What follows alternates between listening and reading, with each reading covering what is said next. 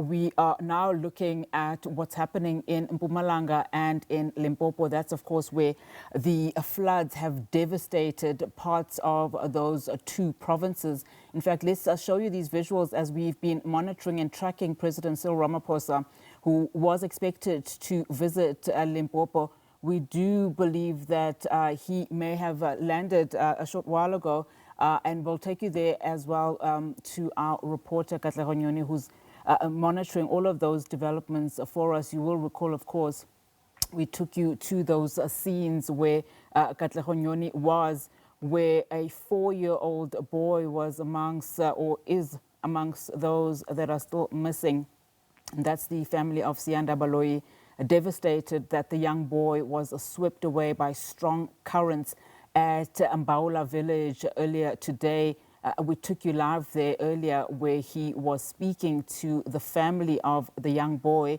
The boy was with his mother at the time, as we understand it, when the flood waters then took him away as they were trying to cross that river.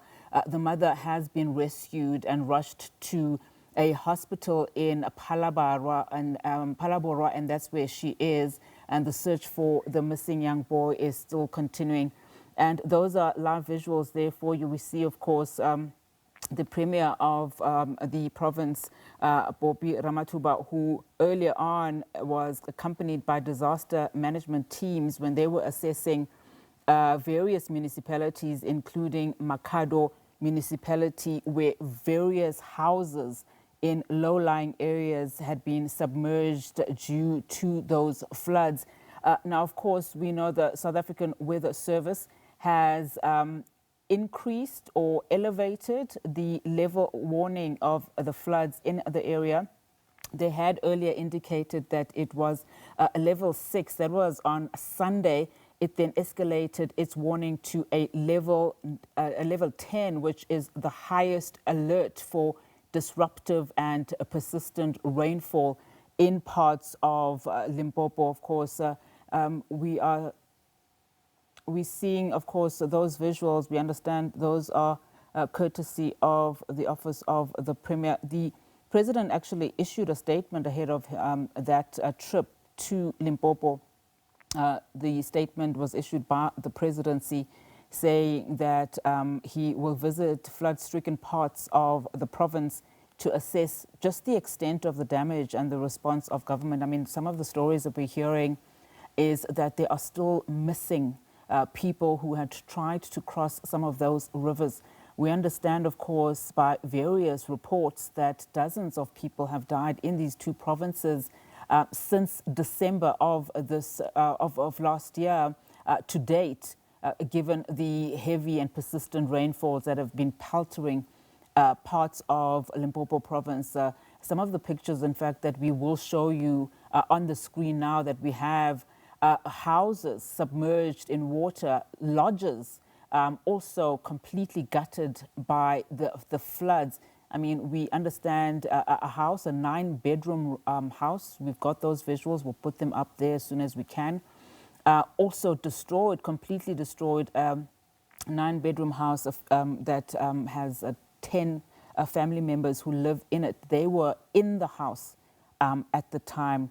The president has also extended, his thoughts for families who have lost loved ones, people who have been injured, and individuals, businesses, as well as organizations who have lost property due to the constraints presented by the state of the roads and the floods and the flood areas, and rescue missions currently underway, facilitated by the constraints. Of course, we'll see if we can get to hear any of his statements and comments that he will be making shortly. I would imagine he will start to go to the family members, but as indicated before, Katlego Nyoni is there, and he's been speaking to various community members. He's been speaking to family members who have lost loved ones, and also just tracking some of those areas that have been hard hit. There you have the president, of course, greeting community members at Tshakhuma in Limpopo. Of course, we continue to monitor this situation as As you know, the floods continue to devastate this area. We understand by the South African Weather Service saying, whilst it is escalated its warning to level 10, it does foresee that you know, the floods and the rains will continue for the next 2 days. So hopefully things will change for this province and Mpumalanga by Sunday.